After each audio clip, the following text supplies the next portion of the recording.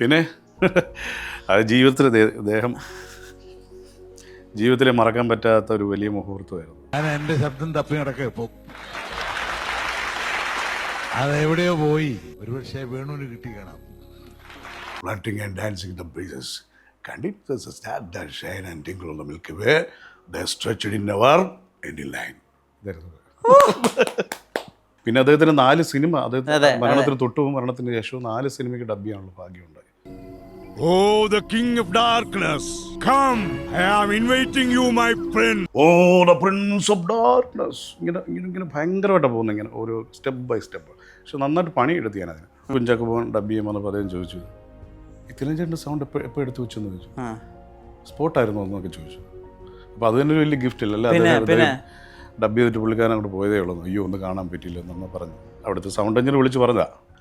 വിശന്നു വലഞ്ഞു വന്ന് എനിക്ക് ഒരു നേരത്തെ ആഹാരം അഴിഞ്ഞുളമ്പിത്തിടാൻ ഈ കുട്ടി കാണിച്ച മനസ്സിൽ ഇതെല്ലാം താളമാണ് പുള്ളിക്ക്. എന്താണ് ഇന്ത്യയുടെ ഫ്യൂച്ചർ പ്ലാൻ? ഇങ്ങനൊരു താളം കിടക്കും.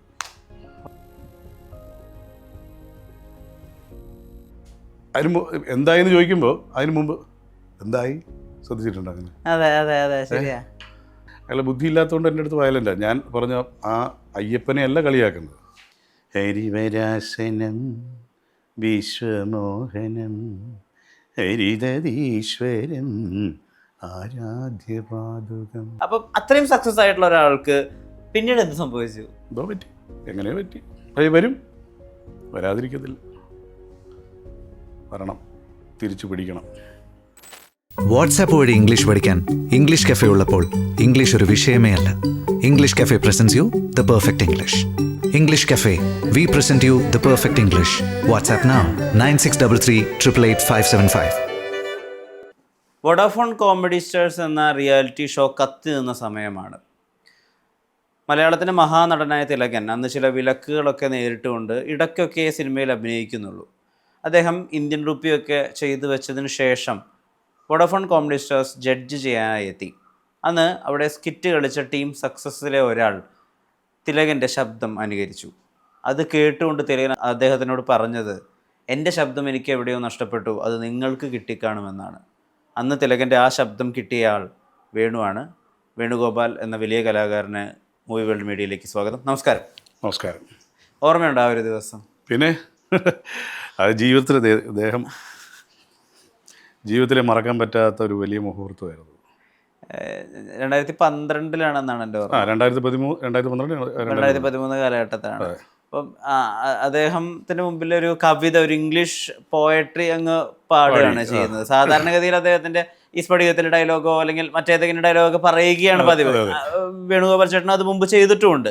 പക്ഷെ അവിടെ വെച്ചിട്ട് അന്ന് വേറൊരു ഇംഗ്ലീഷ് പോയട്രി പാടിയിട്ട് അദ്ദേഹം കുറച്ചു നേരം ഒരു സെക്കൻഡ് വേണുചേട്ടനെ നോക്കി നിന്നിട്ടാണ് പറയുന്നത്, എൻ്റെ ശബ്ദം എനിക്ക് എവിടെയോ നഷ്ടപ്പെട്ടു, ചിലപ്പോൾ അത് വേണുവിന് കിട്ടിക്കാണും എന്ന് പറയുന്നത്. അന്ന് സ്റ്റേജ് ഫുള്ള് നിന്ന് കൈയടിക്കുകയാണ്, ചിലർക്ക് എഴുന്നേറ്റ് നിന്ന് കൈയടിക്കുന്നു. എന്തായിരുന്നു അങ്ങനെ ഒരു പോയം തന്നെ റിസൈറ്റ് ചെയ്യാമെന്ന് തീരുമാനിച്ചത്? അത് പ്ലാൻഡ് അല്ലായിരുന്നു.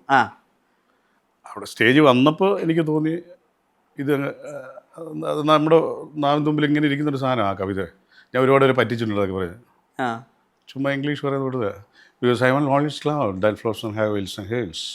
പഠിച്ചു വെച്ചിട്ട് പണ്ടേ പഠിച്ചൊരു പോയോ അത് അന്ന് എനിക്ക് തോന്നി ഇത് നന്നായിരിക്കും. അങ്ങനെയാണ് ആ സ്പോട്ടിൽ അത് വിടുന്നത്. അങ്ങനെ പോയത് അത്. Because I want a lonely as a cloud that floats on high vales and hills, where all at once I saw a crowd, a host of golden daffodils, beside the lake, beneath the trees, flirting and dancing in the breezes. Conduct the star that shine and tinkle on the Milky Way. They stretched in never ending line. ഇത് ഒരുപാട് പേര് ഇപ്പോൾ അനുകരണ കലയിലുണ്ട്, ഒരുപാട് പേര് ഗംഭീരമായിട്ട് ചെയ്യുന്ന മഹേഷ് കുഞ്ഞുമോനെ പോലുള്ളവരൊക്കെ ഉണ്ട്. പക്ഷെ എന്നാലും ഈ തിലകൻ സാറിന്റെ കേസിലേക്ക് വരുമ്പോൾ കണ്ണടച്ച് കേട്ടാൽ അത് തനി തിലകനാണ്. അത് ഒരുപാട് പേര് പറഞ്ഞിട്ടില്ലേ? ഒരുപാട് പേര് പറഞ്ഞിട്ടുണ്ട്. ഒരുപാട് പേര് അദ്ദേഹത്തിൻ്റെ മുമ്പിൽ വെച്ച് അവതരിപ്പിച്ചുകൊണ്ടായ ആ സമയത്തുണ്ടായ ഒരു എന്താ പറയുക, അത് ദൈവത്തിൻ്റെ കാരുണ്യം കയ്യൊപ്പ്. ആ ഒരു സമയത്ത് അദ്ദേഹത്തെ കൊണ്ടുവരുത്താനും അദ്ദേഹത്തിൻ്റെ ശബ്ദം അനുകരിക്കുക. പിന്നെ അദ്ദേഹത്തിന് 4 സിനിമ, അദ്ദേഹത്തിന് മരണത്തിന് തൊട്ടും മരണത്തിന് ശേഷവും 4 സിനിമയ്ക്ക് ഡബ് ചെയ്യാനുള്ള ഭാഗ്യമുണ്ടായി. അത് കുഞ്ചാക്കോ ബോബൻ ഒരിക്കൽ ഗോഡ് ഫോർ സെയിൽ എന്ന് പറഞ്ഞ സിനിമ, അതിൽ ഞാനും അഭിനയിച്ചിട്ടുണ്ട്. അതെ അതെ, അതില് സാംബശിവന് ശബ്ദം കൊടുത്തിട്ടുണ്ട്, തിലകൻ സാറിന് ശബ്ദം കൊടുത്തിട്ടുണ്ട്, ഒരു റോളും ചെയ്തിട്ടുണ്ട്. അതെ, ട്രിപ്പിൾ റോളാ. അതെ. അപ്പോൾ ഡബ്ബിങ് കഴിഞ്ഞിട്ട് സ്റ്റുഡിയോയിൽ നിന്ന് ഞാൻ പോയി. അപ്പം അത് കഴിഞ്ഞ് കുഞ്ചാക്കോ പോകാൻ ഡബ് ചെയ്യാൻ വന്നപ്പോൾ അദ്ദേഹം ചോദിച്ചു, ഈ തിലകൻ്റെ സൗണ്ട് എപ്പോൾ എടുത്ത് വെച്ചെന്ന് ചോദിച്ചു. സ്പോട്ടായിരുന്നു എന്നൊക്കെ ചോദിച്ചു. അപ്പോൾ അത് തന്നെ ഒരു വലിയ ഗിഫ്റ്റ് ഇല്ലല്ലോ. അദ്ദേഹം ഡബ് ചെയ്തിട്ട് പുള്ളിക്കാരൻ അങ്ങോട്ട് പോയതേ ഉള്ളൂ. അയ്യോ ഒന്ന് കാണാൻ പറ്റിയില്ല എന്നാ പറഞ്ഞു. അവിടുത്തെ സൗണ്ട് എഞ്ചിനീയർ വിളിച്ച് പറഞ്ഞതാ എറണാകുളത്ത്. അദ്ദേഹത്തിന്റെ മരണശേഷം ചെയ്തിട്ടുള്ള ഈ ഡ്രാക്കുള എന്നുള്ള പടത്തില്, അതിലാണ് അന്ന് അത് ചെയ്തത്. തിലകൻ സാർ തന്നെ വേറൊരു കൈൻഡ് ഓഫ് വോയിസ് മോഡുലേഷനിലാണ് ഡ്രാക്കുളയിലത്തെ ഡയലോഗ്സ് പറഞ്ഞിട്ടുള്ളത്. അപ്പൊ അദ്ദേഹം മരണപ്പെട്ടതിന് ശേഷം ആ ഡയലോഗുകൾ വേണുചേട്ടൻ സ്റ്റേജിൽ ചെയ്ത് കാണിച്ചിട്ട് ഭയങ്കരമായിട്ടുള്ള ശ്രുതി ഉൾപ്പെടെ കെട്ടിപ്പിടിച്ച് കരയുന്നൊരു അനുഭവം ഉണ്ടായിട്ട്, അത് അന്ന് ടി വിയിൽ കണ്ട് കരഞ്ഞ ഒരുപാട് പേരിൽ ഒരാളാണ് ഞാൻ. ശരിക്കും ഇപ്പൊ തിലകൻ സാറെ അങ്ങനെ ഒരു ഇംപ്രവൈസേഷൻ നമ്മൾ കണ്ടിട്ടില്ല. അത് അന്ന് സ്ക്രീനിൽ കാണുകയും അതിന് അദ്ദേഹം ഇങ്ങനെയായിരിക്കും ചെയ്തിരിക്കാതെ ചെയ്യും, അത് ടഫായിരുന്നില്ലേ? ആയിരുന്നു. അത് ഡബ് ചെയ്തത് ആ സമയത്തും വളരെ സാധാരണ തിലകൻ ചേട്ടൻ അഭിനയിക്കുന്ന ഒരു താളവും ഈ സിനിമയിൽ കുറച്ച് ഭ്രാന്തൻ കഥാപാത്രമാണല്ലോ.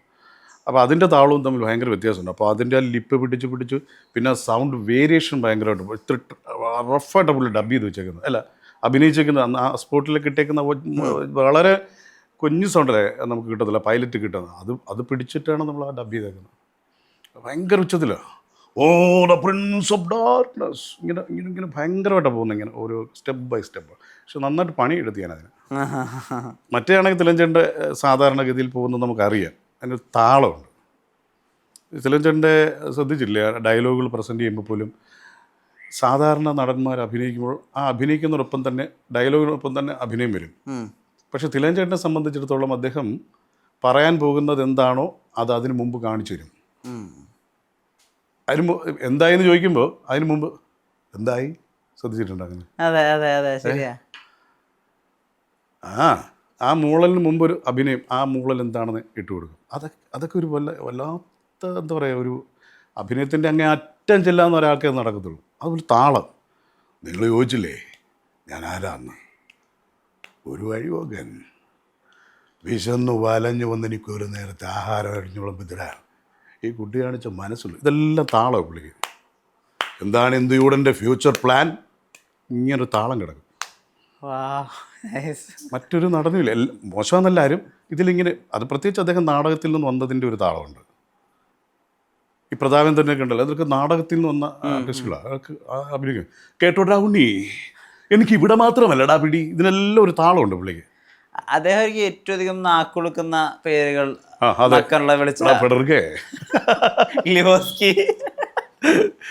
അയ്യോ, എൻ്റെ ഏറ്റവും അടുത്ത സുഹൃത്തായിരുന്നു. പത്തനംതിട്ട ജില്ലയിൽ നരിയാപുരം എന്ന് പറയുന്ന സ്ഥലത്താണ് ഞാൻ ജനിച്ചത് ഇവിടെയാണ്. എൻ്റെ ചുറ്റുവട്ടം മുഴുവനും സിനിമാ താരങ്ങളാണ്. ഓമല്ലൂർ പ്രതാപേന്ദ്രൻ, ക്യാപ്റ്റൻ രാജു, മോഹൻലാൽ ജനിച്ചത് പത്തനംതിട്ടയിൽ, പാർവതി, അങ്ങനെ എത്ര പേര്, എത്ര അടൂർ പങ്കജം, അടൂർ ഭവാനി, അടൂർ ഗോപാലകൃഷ്ണൻ, ഇങ്ങനെ ഒരുപാട് താരങ്ങളുണ്ട്. കവിയൂർ പൊന്നമ്മ, അങ്ങനെ എത്രയോ പേര്. വോഡഫോൺ കോമഡി സ്റ്റേഴ്സിലുടനീളം ടീം ഒരു സക്സസ് തന്നെയായിരുന്നു. ഇപ്പോൾ ഒരു സമയത്ത് ഒരു എലിമിനേഷൻ്റെ ഒരു വക്കിൽ വരെ എത്തിയ സമയത്ത് ചെയ്തൊരു സ്കിറ്റ് ഉണ്ട്. ഒരു കള്ളുകൂടിയനായിട്ടുള്ളൊരു ആള് മകൻ്റെ ബർത്ത്ഡേ പാർട്ടി നടത്തുന്നത്. അപ്പോൾ ഭാര്യയ്ക്ക് കൊടുക്കുന്ന ഡ്രസ്സ് മകന് കൊടുക്കുന്ന ഡ്രസ്സ് ഭാര്യയ്ക്കൊക്കെ അങ്ങോട്ടും ഇങ്ങോട്ടും മാറുകയും ചെയ്യുന്ന. അന്ന് സ്ഥിരമായിട്ട് കള്ളുകൂടിയന്മാർക്ക് ഒരു പാറ്റേണും ഉണ്ടായിരുന്നു. സ്റ്റേജിലെ കള്ളുകൂടിയന്മാർക്ക് പല്ല് ഞെരിച്ച് ആടി സുരാജേട്ടനും കലാഭവൻ ചെയ്തു വെച്ചൊരു പാറ്റേണിൻ്റെ തുടർച്ചകളായിരുന്നു. പക്ഷെ വേണിച്ചേട്ടൻ ചെയ്തത് വേറെ തന്നെ ഒരു പാറ്റേണിലായിരുന്നു. അപ്പം അത്രയും സക്സസ് ആയിട്ടുള്ള ഒരാൾക്ക് പിന്നീട് എന്ത് സംഭവിച്ചു? പിന്നീട് എന്താണ് നിറഞ്ഞു നിൽക്കാതെ പോയത്? അതൊരു ചോദ്യമായിട്ട് ആളുകൾ ചോദിക്കാറില്ലേ? അതൊരു ചോദ്യമാണ്, അതൊരു ഒന്നൊന്നര ചോദ്യമാണ്. എന്താണ് സംഭവിച്ചതെന്ന് എനിക്ക് അറിഞ്ഞുകൂടാ. ഞാൻ ആരെയും ദ്രോഹിച്ചിട്ടില്ല, മനസ്സുകൊണ്ട് ആരെയും ഞാൻ ദ്രോഹിച്ചിട്ടില്ല, സ്റ്റേജിൽ വെച്ച് ആരെയും ദ്രോഹിച്ചിട്ടില്ല. പിന്നെ എൻ്റെ പ്രശ്നം എന്ന് പറഞ്ഞാൽ ഞാൻ ഈ കോമഡി സ്റ്റാർസ് നടന്നുകൊണ്ടിരിക്കുമ്പോൾ ഈ നമ്മൾ ന്യായമല്ലാത്ത കാര്യങ്ങൾ പെട്ടെന്ന് പ്രതികരിക്കുന്നൊരു സ്വഭാവം എനിക്കുണ്ട്. ഒരു പക്ഷേ എൻ്റെ ജീവിതത്തിൽ പറ്റിയ പരാജയങ്ങളൊന്നും അതായിരിക്കണം. മുയലിനെ കാണിച്ചിട്ട് ആനയെന്ന് പറയുന്നത് നമ്മളത് സമ്മതിക്കണം. അങ്ങനെ പോയാൽ ഒരുപക്ഷെ രക്ഷപ്പെടാൻ പറ്റും. നേരെ പോ ഇവിടെ പറ്റത്തില്ല. പക്ഷേ ഈ സിനിമയിലായാലും എല്ലാ മേഖലയിലുള്ള ഒരുപാട് പേരുമായിട്ട് വളരെ അടുത്ത് ബന്ധമുണ്ട്. അവരൊക്കെ സിനിമ എടുക്കുമ്പോൾ നമ്മുടെ പേരൊക്കെ പറയാറുണ്ട്, ചർച്ചകളിൽ നമ്മുടെ പേര് വരാറുണ്ട്. പക്ഷേ സിനിമ ആകുമ്പോഴത്തേക്കും നമ്മൾ കാണില്ല. അതെന്താണെന്ന് എനിക്ക് അറിഞ്ഞുകൂടാ. ഞാൻ അതിനെക്കുറിച്ച് വിശദമായിട്ടൊന്നും അന്വേഷിക്കാൻ ഒന്നിനും പോയിട്ടില്ല. പെട്ടെന്നൊരു മാറ്റമായിരുന്നു. എല്ലാവരും ചോദിക്കുക എന്ത് പറ്റി, നിങ്ങളെന്താ ഫ്രെയിമിൽ വരാത്തത്, നിങ്ങൾ മാത്രമേ ഉള്ളൂ ഇല്ലാത്തതെന്നൊക്കെ ചോദിക്കാറുണ്ട്. ശരിയാ, എന്തോ പറ്റി, എങ്ങനെയോ പറ്റി. പക്ഷേ വരും, വരാതിരിക്കത്തില്ല, വരണം, തിരിച്ചു പിടിക്കണം. ഈ വോഡഫോണിൽ ഹിറ്റായിട്ടുള്ള എല്ലാ ആളുകളും പിന്നീട് അതിന് തന്നെ വേറെ വേറെ പകർപ്പുകളായിട്ടുള്ള റിയാലിറ്റി ഷോകളിൽ നിറഞ്ഞു മാറി മാറി വന്നു. ഈ പല വിധത്തിലുള്ള സ്റ്റേജ് പ്രോഗ്രാമിൽ വന്നു. ഒരുപാട് പേർ സിനിമയിലും വന്നു. അതിൽ നിന്ന് വന്ന ആളുകളൊക്കെ തന്നെയാണല്ലോ നോബി നെൽസൺ, ബിനോയ് മണി, എല്ലാവരും. ആ പകർപ്പായിട്ടുള്ള റിയാലിറ്റി ഷോകളിലും വേണുഗോപാലിനെ കണ്ടില്ല. ആകെ ഞാൻ കോമഡി ഉത്സവത്തിൽ ഒരു വട്ടം കണ്ടു. പിന്നെ പാടാം നേടാം എന്നുള്ള MG ശ്രീകുമാർ സാറിന്റെ ഒരു ഷോയിൽ ഞാൻ അത് അവിടെ മാത്രമേ ഞാൻ പ്രസൻസ് ആയിട്ട് ഡിജിറ്റൽ പ്രസൻസ് കണ്ടിട്ടുള്ളൂ. പിന്നെ ഇടയ്ക്ക് ഫ്ലവേഴ്സിൽ ഇടയ്ക്ക് പോകുമായിരുന്നു, ഇടയ്ക്ക് പിന്നെ ക്രീം മഹാമേള. പക്ഷെ അതും വളരെ റയർ ആയിട്ടാണ്, വളരെ കുറച്ച്. പിന്നെ സിനിമയിൽ ഒരു എപ്പിസോഡും ഉണ്ട്. അതായത് ഡിജിറ്റൽ സാന്നിധ്യം, അതായത് വേണു നരിയപുരം നടിച്ചാൽ വരുന്ന കാര്യങ്ങളൊക്കെ സ്റ്റേജ് ഷോയില് വേറെ ആരൊക്കെയോ എടുത്ത വീഡിയോസ് ഒക്കെ. ഇപ്പൊ എല്ലാം മിമിക്രി താരങ്ങൾക്ക് സ്വന്തമായിട്ട് യൂട്യൂബ് ചാനലുണ്ട്, അവർക്ക് ഡിജിറ്റൽ പ്രസൻസ് ഗംഭീരമായിട്ടുണ്ട്. പക്ഷെ വേണു ചേട്ടൻ അവിടെ എവിടെയും കാണാനില്ല. അതെന്താ, എന്താണെന്ന് ഞാൻ എന്നോട് തന്നെ ചോദിക്കാറുള്ളൊരു കാര്യം. അതെന്തോ എനിക്കറിഞ്ഞുകൂടാ. ഞാൻ പറഞ്ഞില്ല, ഞാൻ ആരെയും ദ്രോഹിച്ചിട്ടില്ല, മനസ്സുകൊണ്ട് ദ്രോഹിച്ചിട്ടില്ല. പിന്നെ ഇതൊക്കെ പറഞ്ഞ ഒരു കയറ്റവും ഒരു ഇറക്കവും ഉള്ളതുപോലെ ഞാനത് തന്നെ അങ്ങനെ കാണുന്നു. ചിലപ്പോൾ ഇനി അടുത്തതൊരു കയറ്റത്തിനുള്ള സമയമായിരിക്കാം. ചിലപ്പോൾ ഈ ഇൻ്റർവ്യൂ കാണുന്നവർ നമ്മളെക്കുറിച്ച് വീണ്ടും അറിയാനും നമ്മളെന്താണെന്ന് അറിയാനും ഒക്കെ സാധിക്കുമായിരിക്കും. പിന്നെ പൊതുവെ ഒരു വർത്തമാനമുണ്ട്, ഭയങ്കര ജാടയാ, അഹങ്കാരിയാന്നൊക്കെ പറയും. അത് ഈ ലോകത്തുള്ള സകല ആർട്ടിസ്റ്റുകളും പറയുന്നൊരു കാര്യമാണ്, മുട്ടിഞ്ഞ ജാടയാകും. പക്ഷേ എൻ്റെ കൂടെ 1 മണിക്കൂർ ഒന്ന് അടുത്തിരുന്നെങ്കിൽ മാത്രമേ ഞാൻ എന്താണെന്നുള്ളത് അവർക്ക് വ്യക്തമാകത്തുള്ളൂ. ഇനിയിപ്പോൾ ലോകത്തുള്ളവരെയൊക്കെ നമ്മുടെ ദേഹത്തെ പിടിച്ചിരുത്താൻ പറ്റൂ? അത് പറ്റില്ല. നമ്മളെ മനസ്സിലാക്കണം. ഞാനിങ്ങനെയാണ് എന്ന് കരുതി ഒരു കലാകാരന് ദോഷം വരുന്ന ഒരു കാര്യം ഞാൻ ചെയ്തിട്ടുമില്ല. പിന്നെ സിനിമാ മേഖലയിലുള്ള ഒരുപാട് പേരെ ഞാൻ നിരന്തരം വിളിച്ച് കൊള്ളുക. പിന്നെ ഇപ്പോൾ ആ പരിപാടി അങ്ങ് നിർത്തി. എല്ലാത്തിനോടൊരു മടുപ്പ് തോന്നുന്നൊരു സമയം വരുമല്ലോ നമുക്ക്. അങ്ങനൊരു ഏറിയയിലോട്ട് പതുക്കെ സഞ്ചരിച്ച് വരും. പക്ഷേ ഇപ്പം ഞാൻ വാമായി വരികയാണ്, സ്റ്റേജ് പ്രോഗ്രാംസും ഒക്കെ ആയിട്ട്. ഒരു നിരാശ ബാധിച്ച സമയം ഉണ്ടായിരുന്നു? നന്നായിട്ടുണ്ടായിരുന്നു. ഇപ്പോഴും ഉണ്ട്, ഇല്ലെന്നില്ല, ഇപ്പോഴും. പക്ഷേ എനിക്ക് ഈ പിന്നെ സന്തോഷം എന്ന് പറഞ്ഞാൽ ഇത്രയും കാലം ഈ ചാനലുകളൊക്കെ ഉണ്ടെങ്കിലും ഏഷ്യാനിലെ കോമഡി സ്റ്റാർ എന്ന് പറഞ്ഞ പ്രോഗ്രാം, വോഡഫോൺ കോമഡി സ്റ്റാർ എന്ന് പറഞ്ഞ പ്രോഗ്രാം വന്നപ്പോൾ അതിലൂടെ എനിക്ക് എന്താ പറയുക, ജീവിതത്തിൽ എന്തൊക്കെ തിരിച്ചു പിടിക്കാൻ പറ്റുമല്ലോ. ഭയങ്കര കഷ്ടപ്പാടിനകത്ത് വളർന്നു വന്ന ഒരാളാണ് ഞാൻ. അവിടെ നിന്ന് ഇപ്പോൾ ആ പ്രോഗ്രാം ആയപ്പോൾ തന്നെ എനിക്ക് വിദേശ രാജ്യങ്ങളും സ്റ്റേജ് ഷോസും. ഇന്നിപ്പോൾ പല കലാകാരന്മാരും പറന്ന് നടക്കുന്ന ആ സമയത്ത് ഞാൻ പറന്ന് നടന്ന് എൻ്റെ ജീവിതത്തിൽ ഉണ്ടായ ബുദ്ധിമുട്ടുകളും ദുരിതങ്ങളും ഒക്കെ, അതൊക്കെ ഒരുപാട് കടങ്ങൾ അതെല്ലാം വീട്ടാൻ പറ്റിയിട്ടുണ്ട്. അതൊക്കെ ഈ സ്റ്റേജ് കൊണ്ട് മാത്രം. ഈ ഏഷ്യാനെറ്റ് എന്ന് പറയുന്ന ഒരൊറ്റ ചാനലും ഉണ്ട്. വോഡഫോൺ കോമഡി ഷോസ് കാലഘട്ടത്തേക്ക് കൂട്ടിക്കൊണ്ടുപോയാലേ അതിൽ ഈ സിനിമ എടുത്തിട്ട് ഒന്ന് മാറ്റി അതിൻ്റെ പാരഡി ചെയ്യുന്നൊരു ടൈമിലാണ് ശരിക്കും വേണുഗോപാൽ ചേട്ടൻ്റെ മൊത്തമായിട്ടുള്ള റേഞ്ച് നമ്മൾ മനസ്സിലാക്കിയത്. അതിൽ നമ്മുടെ എടുത്ത സിനിമ കിരീടമായിരുന്നു. അപ്പോൾ അതിൽ കിരീടത്തിനെ മൊത്തം എടുത്ത് പ്ലേസ് ചെയ്ത് വെച്ചിരിക്കുന്നത് മത്സ്യത്തൊഴിലാളികളുടെ ബാക്ക്ഗ്രൗണ്ടിലേക്കാണ്. അതിൽ കത്തി തഴയിടറ എന്ന് പറയുന്നതിന് പകരം മീൻചട്ടി കയ്യിൽ പിടിച്ചുകൊണ്ട് ചട്ടി തഴയിടറ എന്നാണ് പറയുന്നത്. അത് അന്ന് ഉണ്ടാക്കിയ ഒരു ഓളം ചിരി, അത് അന്ന് രാത്രി ടെലികാസ്റ്റ് ചെയ്തത് പോരാഞ്ഞിട്ട് എല്ലാ വീക്ക് ഡേയ്സിലും ഉച്ചയ്ക്കും അത് ടെലികാസ്റ്റ് ചെയ്യാൻ തുടങ്ങിയത്. അതായത് ആളുകൾക്ക് അത് കണ്ടിട്ട് മടുക്കുന്നില്ല. കാരണം ആ സമയം ആ സ്ലോട്ട് എന്ന് പറയുന്നത് ഈ സിനിമയുടെ ക്ലിപ്സ്, ചിരിക്കുന്ന ക്ലിപ്സ് ഇടുന്നതിന് പകരമൊക്കെ ഈ സാധനം എടുത്ത് കയറ്റി ഇടാൻ തുടങ്ങി. അത്രയും ഹിറ്റായി പോയി. ആ സ്കിറ്റിന്റെ പിന്നിലെ കഥ എന്താണെന്ന് പറയാമോ? അല്ല, അപ്പം ഈ മറ്റേ സാധാരണ സ്കിറ്റുകളായിട്ട് നമ്മൾ സ്കിറ്റുകൾ കളിച്ചു മാറുന്നത്. അപ്പോൾ അങ്ങനെയാണല്ലോ സിനിമ സ്പൂഫിലേക്ക് പോയി. അപ്പോൾ ഞങ്ങളെല്ലാം കൂടെ തീരുമാനിച്ചു നമുക്ക് കിരീടം പിടിച്ചാൽ. അപ്പോൾ അവരുടെ ഉദ്ദേശം ഇത്രയേ ഉള്ളൂ, നമുക്ക് ശബ്ദം, തിലകൻ്റെ ശബ്ദം ഇങ്ങെടുക്കുക ആദ്യം, പിന്നെ ബാക്കി ചിന്തിച്ചാൽ മതിയല്ലോ. അങ്ങനെയാണ് ആ സ്കിറ്റിന് രൂപം കൊള്ളുന്നത്. ഞങ്ങളെല്ലാം കൂടെ ഒന്ന് കുത്തിയിരുന്ന് എഴുതുന്നത്. പിന്നെ അനീഷ് ബാലൻ എന്ന് പറഞ്ഞാൽ നമ്മുടെ കൂടെ എഴുതാൻ ഒരാളുണ്ടായിരുന്നു. എഴുതുകയും പുള്ളി ഇപ്പോൾ സജീവമായിട്ട് ചാനലിലുണ്ട്, യൂട്യൂബ് ചാനലൊക്കെ തുടങ്ങിയിട്ടുണ്ട്. അദ്ദേഹമാണ് അതിൻ്റെ പിന്നിലെ അവതാരം. കാരണം ഇങ്ങനെ നമുക്കൊന്ന് പിടിച്ചാലോ, ഓക്കെ, അങ്ങനെ പോകുമായിരുന്നത്. ഈ ചട്ടി തടയിട്ടാന്നൊന്ന് പറയാമോ? ഇപ്പം ഞാൻ സ്റ്റേജിൽ അത് ചെയ്യുന്നുണ്ട്. അതായത് അത് മൂന്നും ആ റേഞ്ച് എന്ന് പറയുന്നത് അനായാസമായ ഒരു അത്ഭുതകരമായ ഒരു മോഡുലേഷനിൽ പിന്നെ അത് അത്യാഴ ഏതോ കത്തി താഴാൻ. പിന്നെ സങ്കടമായി, പിന്നെ സർവ്വതും നഷ്ടപ്പെട്ടു. അത് നിന്റെ അച്ഛനാ പറയുന്നത്. കത്തി താഴണ്ട എൻ്റെ മുതലാണ്. ഇത് തന്നെ എടുത്തിട്ട് ചട്ടി താഴെടാ. നിന്റെ അച്ഛനാ പറയുന്നത് ചട്ടി താഴെടാ. അങ്ങനെയാണ് അത് കളിച്ചു പോയത് മൊത്തം. 6 വർഷങ്ങൾ കൊടുത്തു വോഡാഫോൺ കോമഡി സ്റ്റാർസിന് എന്ന് കേട്ടിട്ടുണ്ട് ജീവിതത്തിൻ്റെ. 6 വർഷങ്ങളെ എങ്ങനെ ഓർക്കും? 6 വർഷം അത്ഭുതകരമായ 6 വർഷം. കോമഡി സ്റ്റാർസിൽ ഞാൻ ചെല്ലുമ്പോൾ 110 കിലോ ഉണ്ട് ഞാൻ. 5 വർഷം കൊണ്ട് 14 കിലോ കുറഞ്ഞു. അപ്പം ഞാൻ കുറച്ചൊന്ന് സ്ലിമ്മായി. അതെന്താണെന്ന് വെച്ചാൽ ഉറക്കമില്ല, ഭക്ഷണം സമയത്ത് കഴിക്കാൻ പറ്റത്തില്ല. ഉറക്കമില്ലായ്മയാണ് ഏറ്റവും വലിയ പ്രധാനം അവിടുത്തെ. കാരണം പിന്നെ രാപകൽ ഇതേന്ന് പറഞ്ഞ് ആ സ്കിറ്റ് എങ്ങനെ ഇങ്ങനെ അത് പൂർണ്ണമാക്കാൻ പറ്റും, എങ്ങനെ എന്തെല്ലാം അതിനകത്ത് കുത്തി നികത്താൻ പറ്റും, അങ്ങനെ നമ്മളെല്ലാവരും എല്ലാ ആർട്ടിസ്റ്റുകൾക്കും അതുണ്ടായിട്ടുണ്ട്. എല്ലാവർക്കും അതുണ്ടായിട്ടുണ്ട്. പ്രത്യേകിച്ച് സ്കിറ്റ് എഴുതാൻ, ഞാൻ സ്കിറ്റ് എഴുതാറില്ല, പക്ഷെ നമ്മളിത് തുടങ്ങുമ്പോൾ നമ്മൾ കൂടെ ഉണ്ടാവണമല്ലോ. അപ്പോൾ അത് വളരെ ഭീകരമായിരുന്നു ആ 5-6 വർഷം എന്നൊക്കെ പറയുന്നത്. പരസ്പരം വഴക്കും, ഈ തലയെ ചൂടായി നിൽക്കുക. ഇത് തലയ്ക്കകത്ത് വേറെ ഒന്നുമില്ല, കുടുംബമില്ല, വേറെ പശ്ചാത്തലങ്ങളൊന്നുമില്ല, ഇത് മാത്രമല്ലേ.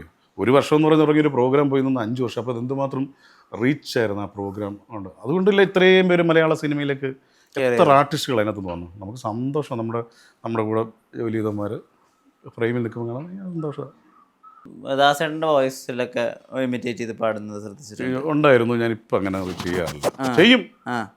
നല്ല സൗണ്ട് സിസ്റ്റവും ഒക്കെ ആണെങ്കിൽ അത് നമ്മൾ ഇടയ്ക്ക് ചെയ്തിട്ടുണ്ട്. ഞാൻ ഇതപ്പോൾ നിർത്തി. പിന്നെ മറ്റു പാട്ടുകളാണ് ഞാൻ ഈ ഹരിവരാസനം എഴുതുക. അത് പക്ഷെ അത് ഗ്രൗണ്ടിൽ ചെല്ലുമ്പോൾ ചിലർക്ക് ഭയങ്കര ബുദ്ധിമുട്ടുണ്ടാകും. അത് ഞാൻ നിർത്തിയത് ഇവിടെ വെച്ചാൽ എവിടെയാണ്, അബുദാബിയിൽ ഒരു പ്രോഗ്രാം ചെന്നപ്പോൾ ഒരാൾ ഇത്തിരി വയലൻ്റായി. പക്ഷെ അത് അയാൾ ബുദ്ധിയില്ലാത്തതുകൊണ്ട് എൻ്റെ അടുത്ത് വയലൻ്റാണ്. ഞാൻ പറഞ്ഞ ആ അയ്യപ്പനെ അല്ല കളിയാക്കുന്നത്, പാട്ടിനെയല്ല ശബ്ദത്തെ കളിയാക്കുന്നത്. അല്ലാതെ അത് മാത്രം നോക്കിയാൽ മതി എന്ന് പറഞ്ഞാൽ ഞാൻ പ്രോഗ്രാം ചെയ്തു. പക്ഷേ അയാൾക്ക് ഭയങ്കര ദേഷ്യമായി. പിന്നെ ഞാൻ വിചാരിച്ചു ശരിയാ, വേണ്ട. അതേപോലെ ഹരിവരാസനം വിശ്വമോഹനം ഹരിതീശ്വരം ആരാധ്യപാദുകം എന്നാൽ കുറച്ചുകൂടെ മൈക്കിലാകുമ്പോൾ നമുക്ക് കുറച്ചുകൂടെ ലെവൽ ചെയ്ത് പാടാൻ പറ്റും. അതപ്പോൾ ആ പാട്ട്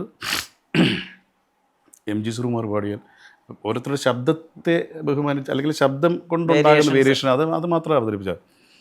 അപ്പോൾ ഇദ്ദേഹമാണെങ്കിൽ MG ശ്രീകുമാറാണെങ്കിൽ ഹരിവരാസനം വിശ്വമോഹനം ഹരിതീശ്വരം ആരാധ്യപാദുകം ഹരിവിമർദ്ദനം നിത്യനർത്തനം ഹരിഹരാത്മജം ദേവമാശ്രയേ.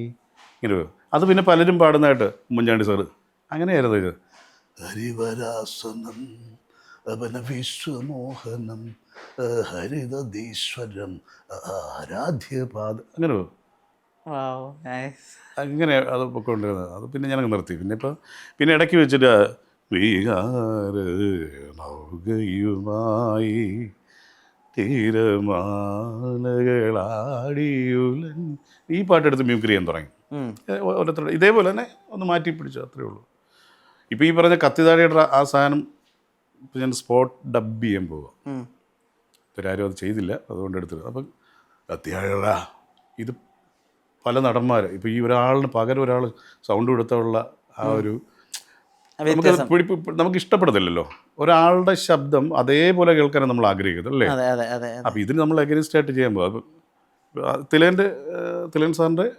ചേട്ടൻ്റെ ആ ഫ്രെയിം അങ്ങനെ തന്നെ വെക്കുക.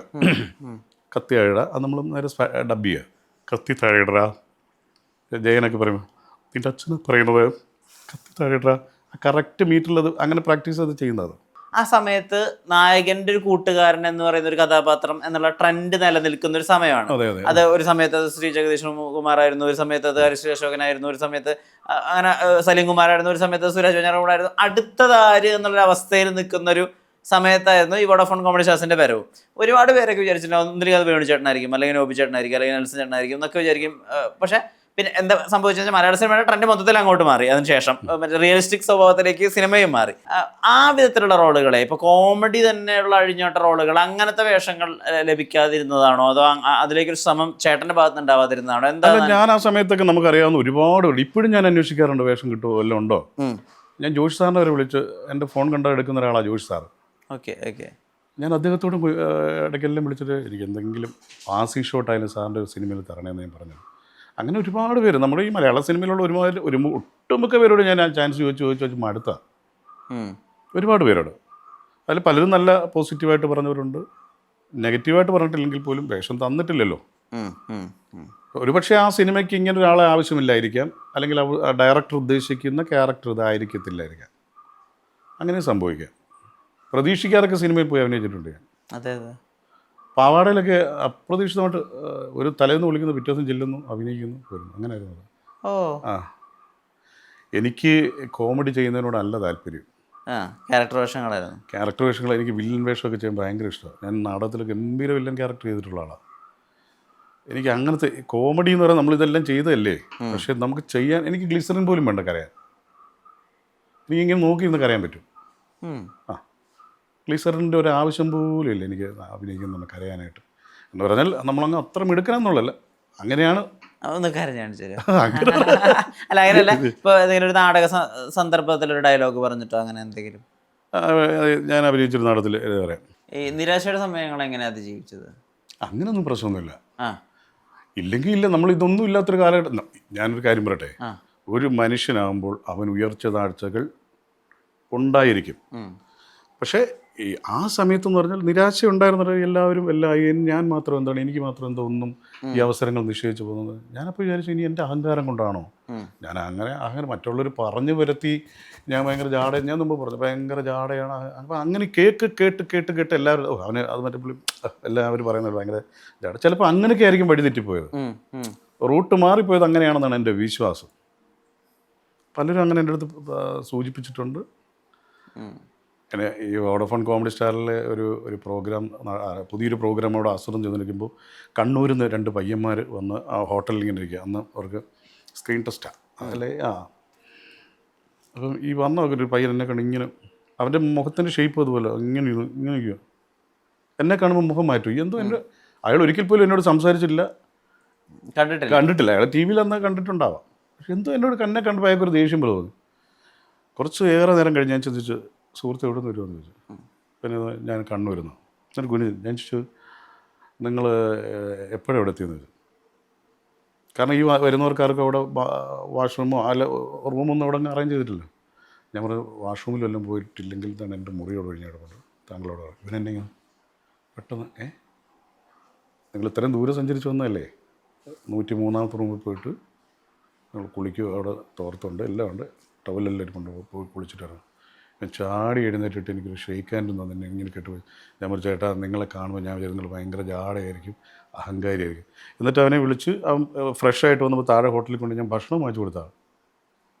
ഒരു നേരം ഒരാൾക്കെങ്കിലും ഞാൻ ഭക്ഷണം വാങ്ങിച്ചു കൊടുക്കും. കാരണം ഞാൻ പട്ടിണി കിടന്നിട്ടുണ്ടെന്നേ, പട്ടിണി ഒന്നര കിടന്നിട്ടുണ്ട്. ഒരുപാട് കഷ്ടപ്പെട്ട. ഞാൻ എൻ്റെ ബാല്യകാലം മുതൽ കഷ്ടപ്പെടുന്ന ഒരാളാണ്. കഷ്ടപ്പാടെന്ന് പറയുമ്പോൾ എല്ലാവർക്കും അതുണ്ടാവാം, പക്ഷേ എന്നെ സംബന്ധിച്ച് ഇത്തിരി കൂടുതലായിരുന്നു. പിന്നെ എൻ്റെ സഹോദരി വിവാഹം കഴിച്ചു വിടുന്നു. പെട്ടെന്ന് പറയാം, സഹോദരി ഭർത്താവിനെ ഗൾഫിൽ വെച്ച് പുള്ളിക്ക് ഒരു ആക്സിഡൻറ്റ് ഉണ്ടാകുന്നു. അവിടെ നിന്ന് പുള്ളിയെ അമൃത ഹോസ്പിറ്റലിലേക്ക് കൊണ്ടുവരുന്നു. അവിടെ ചികിത്സ കൊടുക്കുന്നു. അങ്ങനെയൊക്കെ കാലിൻ്റെ ഒരു 5 വിരൽ മുറിച്ച് കളയേണ്ടി വന്നു. പിന്നെ അദ്ദേഹത്തിൻ്റെ ട്രീറ്റ്മെൻറ്റും കാര്യങ്ങളും. പുള്ളിക്കൊരു മകളുണ്ട്. പിന്നെ എൻ്റെ അനിയത്തിയുടെ കല്യാണം നടക്കാനുണ്ട്. ഇതിനിടയ്ക്ക് എൻ്റെ അമ്മയ്ക്ക് ക്യാൻസർ ആവുന്നു. ഇതിനിടയ്ക്ക് എൻ്റെ അച്ഛന് ഹാർട്ട് പേഷ്യൻ്റ് ആവുന്നു. ഇതിനിടയ്ക്ക് അമ്മ മരണപ്പെടുന്നു. അച്ഛനും മരിച്ചു. അമ്മ മരിക്കുമ്പോൾ ഞാൻ സ്റ്റേജിലാണ്. ഒരു 9 മണിക്കാണ് മരിക്കുന്നത് രാത്രി. 9:05 ഞാൻ സ്റ്റേജിൽ കയറി. ഇറങ്ങി വരുമ്പോൾ എനിക്കറിയാം അമ്മ പോകും ഇന്നോ നാളെ എന്നറിയാം. അത് അറിഞ്ഞുകൊണ്ട് തന്നെ നമ്മൾ സ്റ്റേജ് വരുന്നത് അന്ന്. കാരണം അന്നത്തെ എന്ന് പറഞ്ഞാൽ ആ ദിവസം ഒരു 2,500 രൂപ അന്ന് കിട്ടത്തുള്ളൂ. ആ 2,500 രൂപയ്ക്ക് വേണ്ടിയിട്ട് ഞാൻ ഈ ഇവിടം വിട്ടു പോയി തിരുവനന്തപുരത്ത് പോയി. കോഴഞ്ചേരി മുത്തൂറ്റ് ഹോസ്പിറ്റലായിരുന്നു എൻ്റെ അമ്മ. അപ്പം അതിന് പോയി എന്ന് പറഞ്ഞാൽ ആ സമയങ്ങളിൽ ഞാൻ പറഞ്ഞല്ലോ, ഈ കിട്ടുന്ന പൈസ മുഴുവനും മരുന്ന് വാങ്ങിക്കാനുണ്ടായിരുന്നു. മരുന്നും വീട്ടിലെ ആഹാരവും, കടങ്ങൾ. അങ്ങനെ ഇരിക്കുമ്പോഴാണ് അമ്മ മരണപ്പെട്ടു. 1 മാസം കഴിയുമ്പോഴാണ് കോമഡി സ്റ്റാർസിലേക്ക് ഞാൻ ചെന്ന് കാല് വയ്ക്കുന്നത്.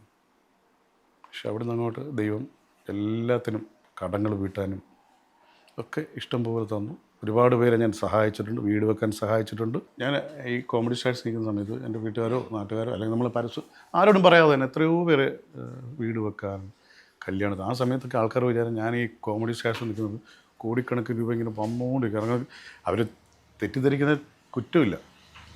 ഞാൻ ആ സമയത്ത് ഒരു കാറ് വാങ്ങിക്കുന്നു. കാറൊക്കെ വാങ്ങിക്കുന്നു പറയുമ്പോൾ ഭയങ്കര ഞെട്ടല. പെട്ടെന്ന് നിമിഷ നേരം കൊണ്ട് അത് കാറ് വാങ്ങിച്ചെങ്ങനെയാണെന്ന് എനിക്കറിയത്തുള്ളൂ. അത് സൗത്ത് ആഫ്രിക്കയിൽ ഒരു പ്രോഗ്രാമിന് പോയി അവിടെ നിന്ന് കണ്ട് 1-2 ലക്ഷം രൂപ, 2 ലക്ഷം രൂപ. അത് കഴിഞ്ഞ് ആ സൗത്ത് ആഫ്രിക്കയിൽ പോയിട്ട് വന്ന് പിറ്റേ ദിവസം ഞങ്ങളുടെ പത്തനംതിട്ട അസോസിയേഷൻ കുവൈറ്റിലൊരു പ്രോഗ്രാം. അവിടെ ചെന്ന് അവരുടെ പൈസ ഇതെല്ലാം കൂടെ വന്നപ്പോൾ ഒരു കാറ് വാങ്ങി അത്യാവശ്യം പൈസയായി. അപ്പോൾ തന്നെ കാറ് വെച്ചു. ആ സമയത്തെന്ന് പറഞ്ഞാൽ ആ കാറ് വാങ്ങിക്കാനുള്ള പ്രധാന കാരണം എന്ന് പറഞ്ഞാൽ എൻ്റെ പരിപാടിയുടെ കൂടുതലായിരുന്നു. കാരണം എങ്ങും ഓടിയെത്താൻ വരുന്നില്ല. ആ സമയത്ത് ഈ നല്ലപോലെ പ്രോഗ്രാം ചെയ്തത്, നന്നായിട്ട് പ്രോഗ്രാം ചെയ്തത്. അപ്പോൾ എനിക്ക് കറക്റ്റ് സമയത്ത് ഓരോരുത്തർക്ക് ഓടിയെത്താൻ. രാവിലെ 10 മണിക്ക് എവിടെയെങ്കിലും കോളേജിലോ സ്കൂളിലോ ഫംഗ്ഷൻ കാണും, ഉച്ചയ്ക്ക് ശേഷം എവിടെയെങ്കിലും കാണും. അപ്പോൾ നല്ല ഡിസ്റ്റൻസ് കാണും. ഇതെങ്ങനെയും ഓടിയെത്തുക എന്നുള്ളത് നമ്മൾ ഡ്രൈവറെ ഒന്നും അന്നും വെച്ചിട്ടൊന്നുമില്ല. അതിൻ്റെ ഒന്നും അത്രയൊന്നും ആഡംബരമൊന്നും കാണിക്കേണ്ട കാര്യങ്ങളുള്ളൂ. കാരണം ഒരാളെ വെച്ച് കഴിഞ്ഞാൽ ആ ആൾ നമ്മുടെ കൂടെ വരുമ്പോൾ അയാൾക്ക് പല കാര്യങ്ങളുണ്ടാകും. ചിലപ്പോൾ നമ്മൾ ഈ വരുന്ന വഴിക്ക് നമ്മുടെ ഒരു സുഹൃത്തിൻ്റെ വീട്ടിൽ കയറി 1 മണിക്കൂറോ 2 മണിക്കൂറോ ചിലപ്പോൾ സ്പെൻഡ് ചെയ്തത് നമ്മുടെ ബാല്യകാലത്ത് നമ്മളോടൊപ്പം നിന്നവരായിരിക്കും. അപ്പോൾ ഈ ആൾ പുറത്ത് നിന്ന് ഭയങ്കരമായിട്ട് മുഷിയും. അതുകൊണ്ട് നമ്മൾ ഒറ്റ ഒരാളെ കരുതില്ല, ഒറ്റയ്ക്ക് പോവുക, പരിപാടികൾ നടത്തുക, തിരിച്ചു വരിക, അങ്ങനെയായിരുന്നു. ആ കാറ് കൊണ്ട് ഒരുപാട് പേർക്ക് ഗുണമുണ്ടായിട്ട് ഒരുപാട് പേരെ ഞാൻ മെഡിക്കൽ കോളേജ് കൊണ്ട് രക്ഷപ്പെടുത്തിയിട്ടുണ്ട് ഇവിടെ ഈ നാട്ടിൽ നിന്ന്. അപ്പോൾ അതൊക്കെ എന്നെ സംബന്ധിച്ചിടത്തോളം വലിയ ഭാഗ്യങ്ങളായിട്ട് കാണുന്നത്. ഇപ്പോൾ അന്ന് അവിടെ സ്റ്റേജിലിരിക്കുമ്പോൾ അന്ന് മണിയമ്പിള്ള രാജുചേട്ടനുമായിട്ട് അല്ലെങ്കിൽ സുരാജ് വെഞ്ഞാറമൂട്, ടിനി ടോം ഇവരൊക്കെ ആയിട്ട് വലിയ ദീർഘ സൗഹൃദം ഉണ്ടെന്നാണ് ഞാൻ വിചാരിക്കുന്നത്. പിന്നെ ഞാൻ അതിൻ്റെ ഒരു കാര്യം പറയാം. സുരാജ് അവിടെ ജഡ്ജിയായിട്ട് വന്നപ്പോൾ ഞാൻ ഭയങ്കര അഭിമാനം തോന്നിപ്പോയി. എനിക്കതൊരു അസൂയല്ല, അഭിമാനം തോന്നിപ്പോയി. അദ്ദേഹം ഞാനൊക്കെ തിരുവനന്തപുരം ആ മേഖലകളിൽ പ്രോഗ്രാമിന് പോകുന്ന സമയത്ത് സുരാജും തിരുമലചന്ദ്രൻ എന്ന ആർട്ടിസ്റ്റും കൂടെ ഇവർ രണ്ടുപേരുടെ സൈക്കിളിൽ പോയിട്ട് ഞങ്ങൾ എവിടെയാണോ പ്രോഗ്രാമുള്ളത് അവിടെ വരും. എന്നിട്ട് ഞങ്ങളുടെ ഗ്രീൻ റൂമിൻ്റെ അവിടെ ഞാനും രാജാസാഹിബും കാണും. ഞങ്ങൾ അങ്ങോട്ടും ഇങ്ങോട്ടും മിമിക്രി പറഞ്ഞ് പഠിക്കുമായിരുന്നു. അപ്പം നമ്മൾ പ്രൊഫഷണലാണ്, അവരും ഇങ്ങനെ വരിക. പിന്നൊരു സുപ്രഭാതം ഞാൻ നോക്കണം, സുരാജ് ഇങ്ങനെ ടക്കൻ ഇങ്ങനെ അവൻ്റെ കൂടെ വന്ന് ചന്ദ്രന് പോലും അത്രയും വളരാൻ പറ്റിയില്ല. സിനിമയിലൊന്നും അധികം വന്നിട്ടൊന്നുമില്ലല്ലോ. പക്ഷേ സുരാജിൻ്റെ വളർച്ച ഭയങ്കര വരും. എന്നെ ആദ്യമായിട്ട് സിനിമയിൽ അഭിനയിക്കാൻ കൊണ്ടുവന്നു സുരാജാണ്. അങ്ങനെയൊക്കെ തമ്മിൽ ആത്മബന്ധമുണ്ട് ഞങ്ങൾക്ക് തമ്മിൽ. മിക്കവാറും വിളിക്കുകയും കാര്യങ്ങളൊക്കെ അങ്ങോട്ടും ഇങ്ങോട്ട് സംസാരിക്കുകയും ചെയ്യും. പക്ഷേ ഇപ്പോൾ കുറേ നാളായിട്ട് വിളിയില്ല. അത് വേറെ ഒന്നുമല്ല, ഔദ്യോഗികമായിട്ട് അദ്ദേഹത്തിൻ്റെ തിരക്ക് ഭീകരമാണ്. നമുക്ക് തിരക്കില്ലാതിരിക്കുന്നതാണ്. അപ്പോൾ അങ്ങനെ ഞാൻ അങ്ങനെ വിളിക്കാറില്ല. മിക്ക ആർട്ടിസ്റ്റുകളും വിളിക്കും, ഇടയ്ക്കൊക്കെ വിളിക്കും. എന്തെങ്കിലും ആവശ്യമുണ്ട് എന്നെ വിളിച്ച് പറയും. അതൊക്കെ നമ്മളെ കൊണ്ട് പറ്റുന്നതാണ് ചെയ്ത് കൊടുക്കും. നിങ്ങൾ അന്ന് സ്കിറ്റ് ചെയ്തിരുന്ന സമയത്ത് സെൻസർ ബോർഡിനകത്ത് എന്താണ് സംഭവിക്കുന്നത് എന്നുള്ള ആശയത്തിൽ ഒരു സ്കിറ്റ് അയ്യോ, അതിന് ആ സ്കിറ്റിന് ഒരു റോള് ഫിലിം വേണം.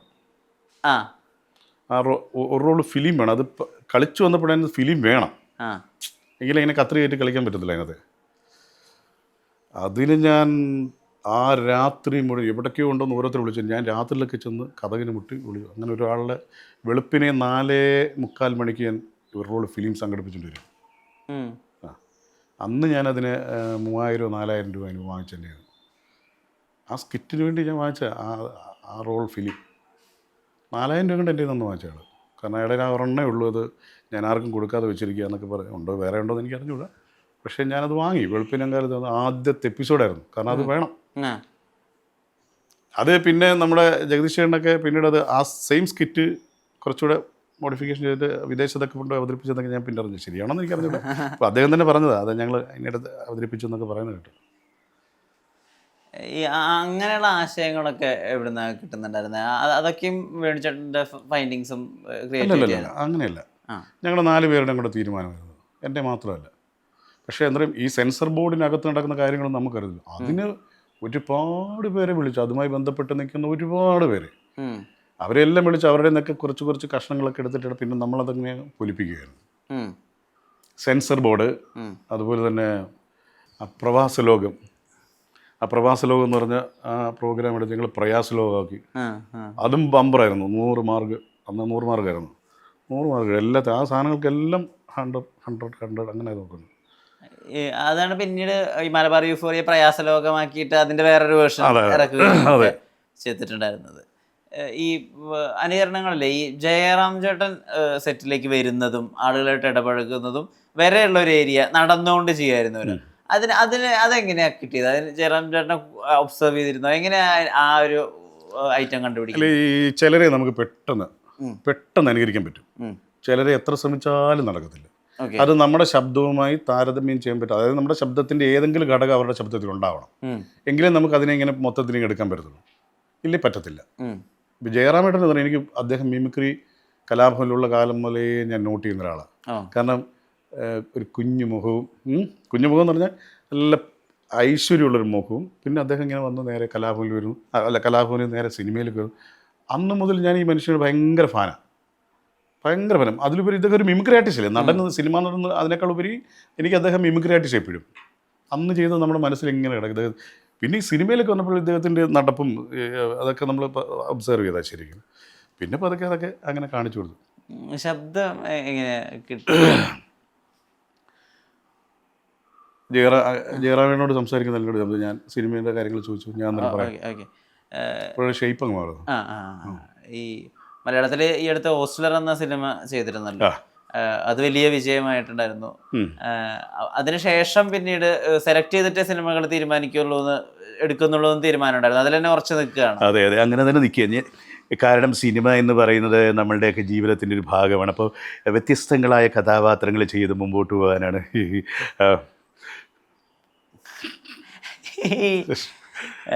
കാളിദാസന്റെ വിവാഹം കഴിഞ്ഞിരിക്കുന്നു, മകളുടെ വിവാഹം കഴിഞ്ഞിരിക്കുന്നു. ഒരച്ഛനെന്ന നിലയിൽ എത്രമാത്രം സംതൃപ്തനാണ്?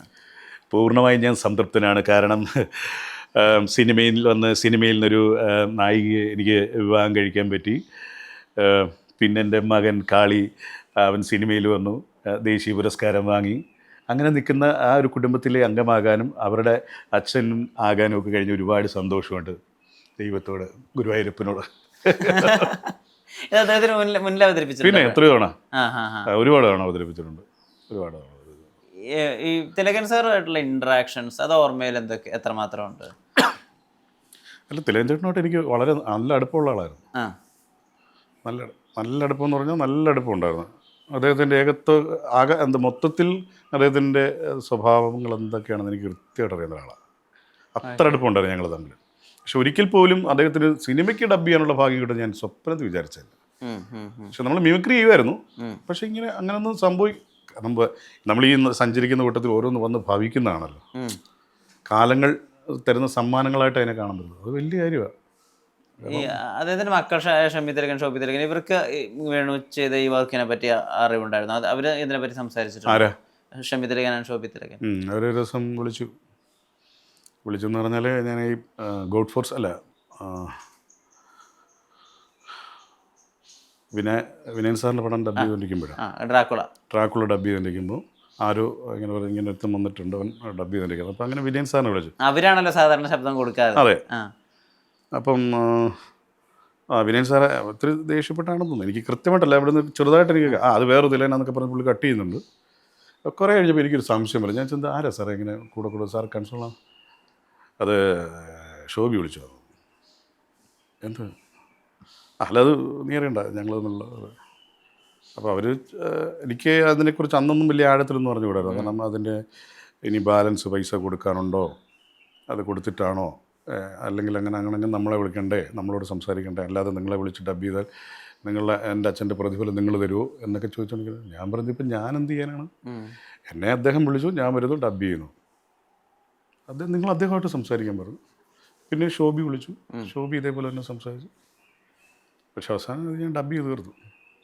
ഇപ്പോൾ പിറ്റേ ദിവസം ഒരു പടത്തിന് ഇതെല്ലാം കഴിഞ്ഞിട്ട് ഇങ്ങനെ ഒരാളവിടെ ഡബ് ചെയ്യുമെന്ന് പറഞ്ഞുകൊണ്ട് അദ്ദേഹത്തിൻ്റെ വേറൊരു പടത്തിന് എന്നെ വിളിച്ചുകൊണ്ട് പോയി ഡബ്ബിങ് തുടങ്ങിയപ്പോൾ തന്നെ ഒരു സീനിന് ഡബ് ചെയ്ത് വന്നപ്പോഴത്തേക്ക് പിന്നെ ചെറിയ പ്രശ്നമുണ്ട്.